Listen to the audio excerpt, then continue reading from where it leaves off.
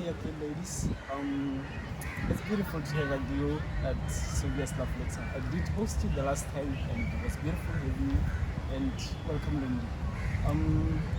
You guys are gonna introduce yourselves as you speak, so that I don't introduce it the way they're gonna be introduced. So like I had highlighted to today, what we're gonna be talking about.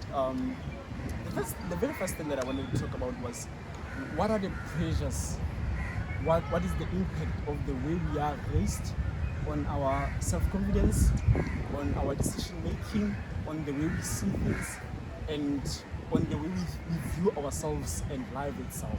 So that's the first thing I wanted to talk about. I don't know who would want to start and break it down for us, like how the way we are raised has an impact on us. I need any of you to start. Okay. Hi guys, my name is Bogolo, and thank you for having me again. I actually enjoy being here because it's share of thoughts that I love so much.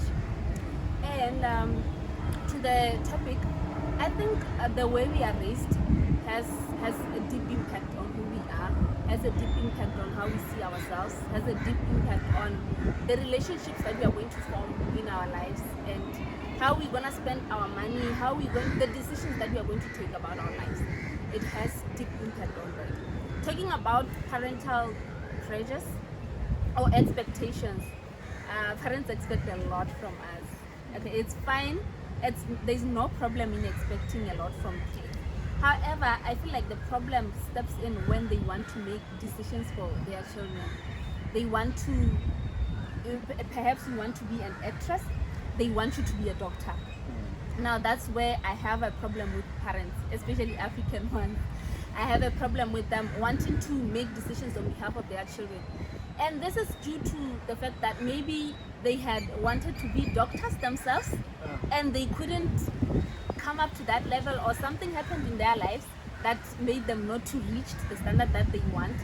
And now they want to project their dreams through their children, which is something that is terrible. It's very terrible. It's a terrible curse in our families. If parents want to live their lives through the kids, it means that they're killing the kids' individuality, they're killing the kids' dreams, they're killing the kids' potential. I want to be an actress, you want me to be a doctor. As a parent, there's going to be conflict of interest. I'm going to grow up having two personalities.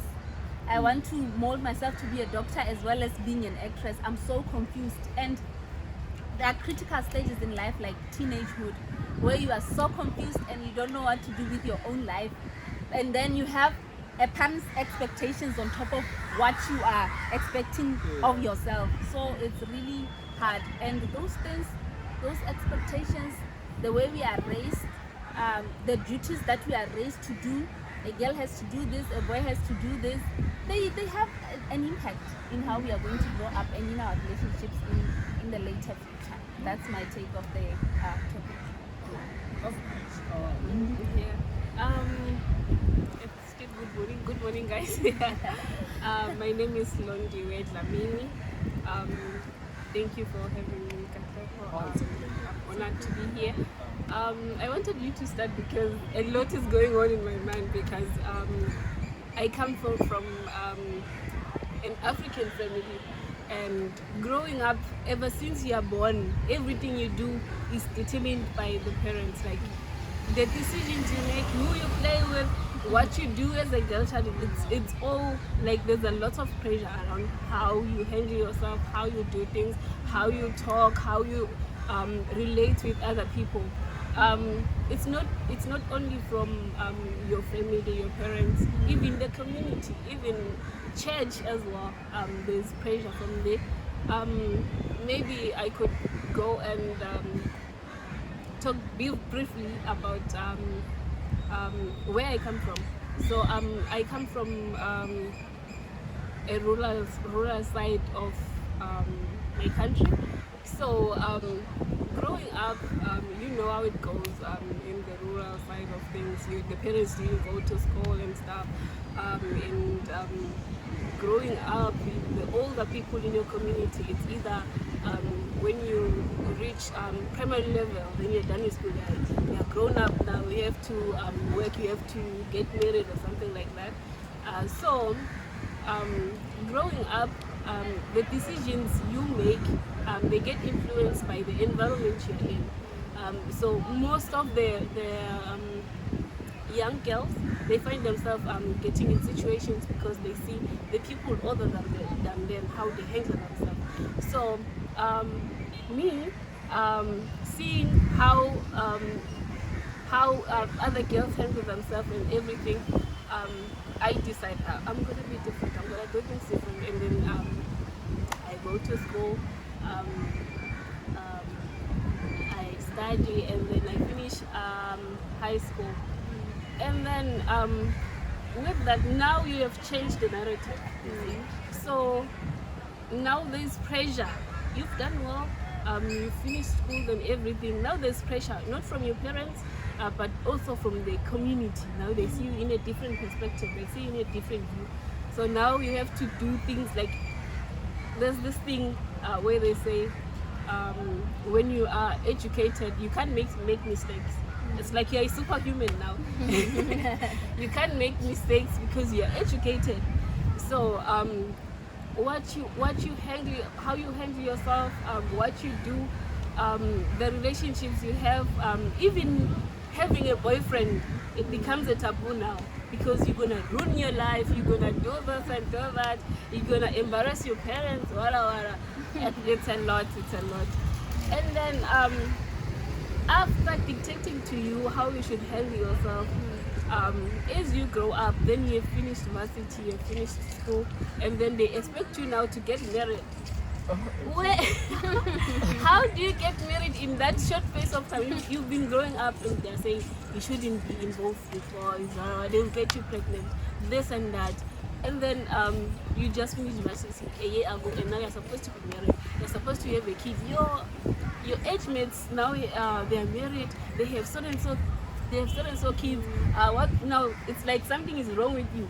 Yet all along, they've been dictating to you how you should handle yourself, how you should live your life, and all things like that. Coming to the financial side of things, I think our parents also have this mistake of like not teaching a kid how to handle money as young as a child can be, like as young as a child can handle money. For instance, if you have money and you want to give pocket money to your kid, you'll give her maybe 50 rupees per day. In that way, you are somehow manipulating how the kid should handle that money, because you can also give that money 250 rupees for the whole week and see how that kid would handle that money. See if that kid would be able to manage that money until Friday or so. But then you give the kid little by little. In that way, you're making decisions for that kid that you should be able to spend this money for this long. Yet you should just give that kid the money for the whole week, and then the kid who made it that money and save 50, and maybe save some for the following, or to do something else. It can go on and on. Yeah. Okay, with what you guys have said, I think what sums up what you have said, it's like life needs us to have experience, but our parents raise us in a way that is protecting us from having those experiences. So if you're protected from having experience, it means you won't be experienced in that area because you've been shielded from it all along. And it's not like they're blaming any parent. Parenthood doesn't come with instructions. Yeah. It doesn't have come with guidelines. So like sharing my story a little bit about this, my growth and everything. I've already shared mine and everything. But there was one thing that happened to me when I was about to start the YouTube channel, which started in a way I never anticipated it to start. Then I'm here at the point where I have to go against everything that I believe and every way that I was raised. I have to end things and to start things that go against totally what my mom would do, because like I only live with my mom now, my baby state. So like they go against totally everything that I've been taught, everything that I believe. But I was at the point where I had to tell my mom, like, Mom, you've raised me in a Christian family. and I believe I have a call that God is calling me to. The God that He has been teaching me about ever since I was born is the God that I'm obeying now. And I believe that the same God is gonna come to you and give clarity to you about this issue. Because like it was literally going against everything that I believed. Because like having to share my past was nothing that I ever thought I would have to share.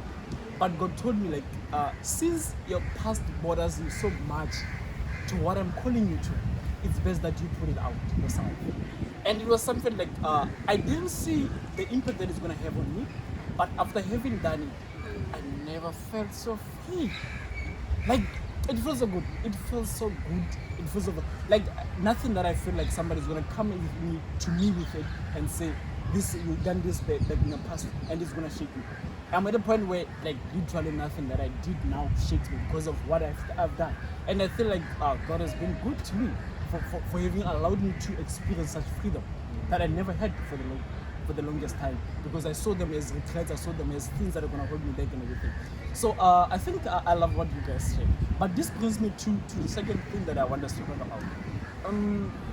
There's a video that I came across, I think it's videos rather, that I came across this week that talks about ladies being right. Do you guys think ladies are always right? Like are ladies always right? Like in relationships, in marriage, like are always right? Like do ladies ever go wrong? Like relationship wise, in a relationship, a lady's always right? No. And a man has to apologize. It can be. No, a lady can never, like, we all have mistakes, we all have imperfections, so you can't be always right. You always have something to learn from someone, even if it's a kid. You always have something to learn from someone. So even in a relationship setup, you can't be always right. It's the thing with people saying, if you wanna be happy, then the lady is always right. Otherwise, That's what I'm saying, because like it's normally said that a happy wife, a happy life. That's what is normally saying. Yeah. What are we really saying? Are we saying ladies are always the one who are gonna be right? What are we saying? Like making her happy is not gonna be going with her decisions, right? With what she says should happen. So like are ladies always right, or what's happening? Is it just a taboo, or what's happening? They're not always right. That's a strong, and I don't know how to put it, but it's a strong saying to say ladies are always right, because it then gives room for ladies not to learn. It gives them this picture that they're always right, and raising kids, young girls that are coming, it means that they are going to grow with that mentality of the fact that, or the saying that they are always right, and they're not going to learn from their experiences. They're not going to learn from their partners. They're not going to learn from anyone, because they think what they already have in themselves is right. And talking about guys always wanting to make ladies happy by giving them this freedom or giving them this allowance of being right always, it's a dangerous thing altogether. Yeah. Imagine if a lady is a spender who doesn't even make budgets for anything that she wants to spend on. She's a spender herself, and you as a guy are forced to make her happy. What's gonna happen about your relationship? You're going to be a poor couple. Broke and poor throughout.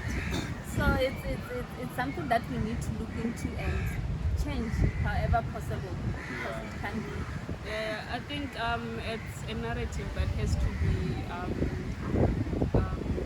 that has to be really looked into. Yeah. Because you can never be always right. You can never be always right. It's true, you can make your lady happy. There are many ways to make your lady happy, but you can't make your lady happy by insinuating that they are right when they are wrong. Yeah. You have to, even though you try to resolve that argument, if it was an argument, but there has to be a point where she knows I was wrong, and be able to say sorry if there's a need to say I'm sorry. Okay, I think this brings me to the second thing that I wanted to, the third thing that I wanted to talk about. There's this issue of men being less vocal in relationships. Men don't talk about a lot of issues that matter to ladies, and this ends up making ladies feel like they are nagging wives or nagging partners in a relationship.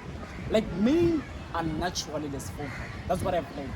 Or rather, if not less vocal, some things don't really matter to them.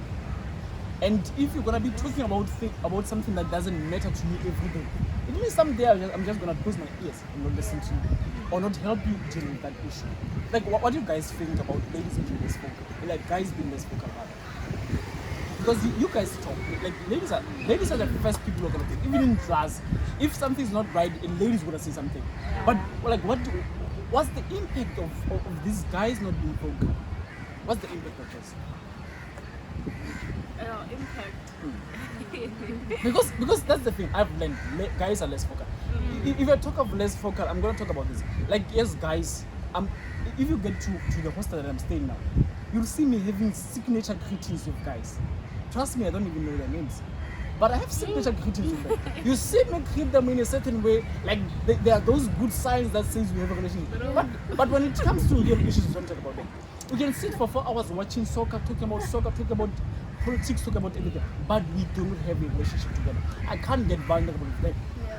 Rather, I would even have a female bestie, which is normally what other partners don't like. I would rather have a female bestie who's gonna listen to me.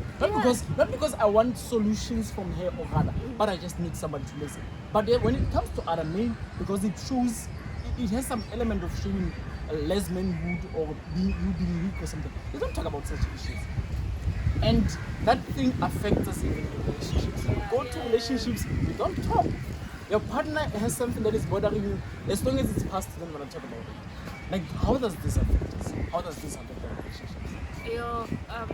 I think communication has a major impact in your relationship, because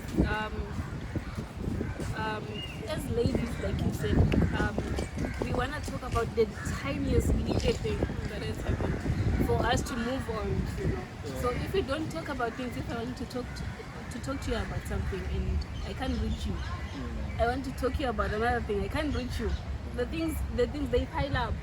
By the time you wanna talk, it's gonna be a lot, and you're gonna be shouting, and it's gonna be it's gonna be chaos, you know, because it's a lot. And the fact that you don't wanna talk about something, I want to talk about it. It means something to me, like as a lady, it means something. Like it goes further and further and further. So communication is very important in a relationship. Even if you don't wanna talk about it, at least listen. Listen, let her talk, and then that helps. And this has a root in societal pressure or family pressure. It's one of the pressures that are out there, that men are not supposed to talk a lot. Men are not supposed to cry or show emotions. A man is not supposed to do this, and men is not. So we live by rules that have been put by people who went through whatever they were going through at that time, or their personality as they were. Maybe as a guy, you are a different type. God has implanted in you that you talk everything out. And because your society tells you that a man is not supposed to talk, you are going to be a quiet guy. You are going to learn to keep things to yourself because of what expectations about men. But this is very wrong. This is very wrong. If you are now turning into a talking guy, you are said to be a maidish like guy. But that's not supposed to be the fact, or it's not supposed to be the case. How are we going to talk things out in our lives? I think this is one of the things, the reason why guys commit suicide. It's one of the reasons why guys are having depression. It's one of the reasons why they're going through a lot of emotions that they cannot say out there because they're taught to keep quiet. It's an expectation from the society, and they are implanting it on themselves as well, that okay, a man is supposed to be cool and quiet and I don't have to talk. But your emotions are meant to be expressed. Emotions are a language. They're meant to be expressed. You are supposed to talk to somebody about how you feel. You are supposed to share, especially your partner. If you are not going to talk and a lady wants to talk, hey guys, I'm a talker. I am a talker. I want to talk about everything. I want to talk about everything. Even those things that you think don't matter, they matter to me. I want to talk about your shoe size. I want to know why you got the color of the shoe that you got. I want to know why you are putting on the cap that you are putting on that day. And I have so many whys. And I need answers for those whys for me to function properly. So guys should learn to talk. There's nothing wrong with talking. Communication. Yeah, communicate. Learn to talk, learn to communicate your feelings. Yeah. Yeah. anything? Do you have anything to say about that yourself? Also to add, maybe that's why guys are considered the most violent people. Yeah. They like seeing people beating each other, boxing and stuff, because that's how they let out their emotions. Yet talking is easy, guys. It's easy. Just say what you think. We'll deal with the consequences later. So it's true. We should learn to communicate with each other one way or another. And to talk, express ourselves. And you'll be hearing a guy saying, I don't talk a lot. The moment I'm filled up, I'll now move to my hands. That's the thing, the gender-based violence that we are always talking about. It's due to this thing. If you talk, I feel like if you talk your emotions, you calm your emotions in a way. You're talking, you even allow yourself to cry. Can men learn to cry as well? They should learn to cry their emotions out, because if you're hurting, you're hurting. And that is how you actually heal through your pains and everything else. If you're going to raise boy childs that are growing now, to teach them or to coin them in a mentality of men not expressing their feelings and emotions, we are headed for disaster. We are very doomed. I think maybe the other thing that we wanted to talk about after having everything that we have said, because like every conversation that we are having now still boils down or comes down to relationships. It all comes down to relationships. I don't know, like, would you guys have a tip for somebody? Like, what should you look into when you look for a partner? Like, I think that's one thing. Like, what should you look into when you have a partner? Because a partner is gonna be like, if we're gonna talk about relationships affect us. Like everything of us revolves around relationships. What can you say, or when somebody wants to choose a partner? What tips can you give for them? At this point in my life,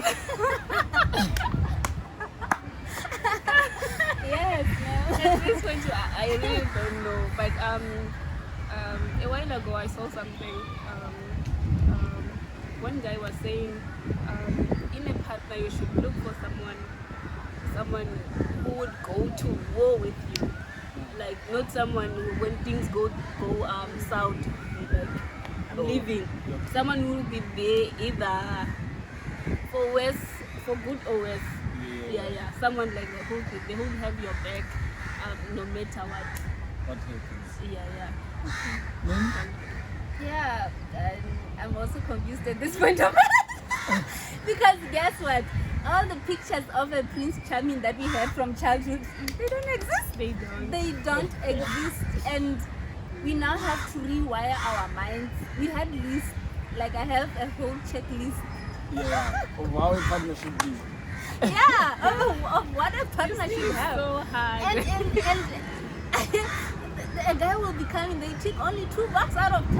I'm like, what? That's 2. And I'm expecting a whole 10 from you. So it's very difficult at this time, at this era, to really say what you should look out for in a partner. But I'm going back to my point that we had when we were talking about our finances, about fearing partner. I think it's the solution to most of the things that we are going through. If a person trusts and fears God, you deal with things in a better way. There's always this refuge where you can both run to and hide, and that is God Himself. And a God-fearing partner has everything, like they have everything. God can actually, if they allow God to mold them, can mold them to a perfect partner. He can mold them to somebody who is useful in the society. He can mold them to be a good father, a good partner, and everything that you are wishing for in a partner. So I think that is the root of everything. God-fearing partner. All other things will come later. We'll see about them. But as long as it's God-fearing. God-fearing. How do you know though that this one God-fearing? They show. They don't hide. You see them by their fruits, right? Yes, by their fruits you shall know them. Their fruits will show. You'll see them. You cannot have an apple from a grape tree. If you want an apple, you see an apple from an apple tree. So by their fruit you know them. Actually, he said it. By their fruit you know them. I think we should go back to old school ways of 90 days. Like 90 days. 90 days rules. Like a person in 90 days will prove themselves who they are. Give them the probation. In 90 days, they can't be acting for the 90 days. Somehow, somewhere, you're gonna see that okay, this is a mistake. I think that's right. This one, you guys are not patient. You're not that patient anymore. You're not so patient. Like, Okay, you talk about us not being patient, but you guys are allowing us not to be patient because you're the one who's holding the prize. If you hold on to say like you're not patient, but here you tolerate patience, then Leave or stay. that's what I'm supposed to be doing. It's you who hold the prize. Yeah. Then if I want it hard enough, I have to be patient. thing is, we are emotional beings. In the 30 days already, we are emotionally connected. So you start showing signs of being impatient. I start holding on, you know. That's the thing. We are emotional beings, so we are doomed. And there's a lot of compromise going on. Okay, in our church, there's something that they call data mining. You allow yourself time to collect as much information as possible or data about the person. You search however possible. You ask people. You look around. You see everything. There is no how somebody can hide everything about themselves. If you give yourself time to study the person, you give yourself time to see if you really are aligned in life, you'll find out something sooner or later. Yeah. Prepare very soon because Yeah, because but the thing with me is since relationships affect so much how we do things in our lives, I think it's important to invest in searching rather than before, like the research you do there, rather than just jumping into it then messing yourself up. But I think coming down to maybe to the end of our conversation, my tip would be about relationships. Like when you look at Proverbs 12:4 in King James Version, it says the wife is the crown of the husband. You see, like normally it's something that is laughed at when you say men are the heads of the family, and normally people just say the ladies are the neck because they're gonna. No, the lady is not the neck. The lady is the crown. So if a man gets a good wife, his wife is gonna be a crown on his head. You're gonna see that you have a good wife by what she does in your life. The happiness, the contentment, the self-control, the way things are in order. You're gonna see them through because of the crown that you're putting on. So men should choose that crown because it represents them. Carefully. Like you have to take your time when you're choosing. Yeah. You have to take it. You have to look into your life and choose, like look into the things that like matter to you and see if that partner is there. So I have a few tips like based on our conversation that I'm gonna have with people. Like if people drive you insane, you have to set boundaries. And like you have to set boundaries, they have to be boundaries. And if you happen to cheat on your partner, that you have to be honest with them. You have to be honest with them and confront them about it. And they have to make a choice whether they stay and mend this with you or they don't do it. The other one is like if you can't find one lady and think like all the ladies are crazy, find yourself the crazy one that you can deal with. If you feel like these ladies are sane, find yourself one that you can deal with. If you say ladies are headed, find yourself one headed that you can deal with for the rest of your life. That's the one thing. The other tip is like if you have trauma that you can't talk about, consider therapy. Yeah. Find a way to talk to somebody and like to have a talk. If you feel like this person is toxic in my life, I can't let them go. You have to distance yourself from them. I think that's the one thing that you can do. So with these conversations, there are more conversations that are yet to come. I hope I'll be able to host you again the next time I want to have a conversation. But I thank you so much for today and hope to see you in the next episode. Thank you.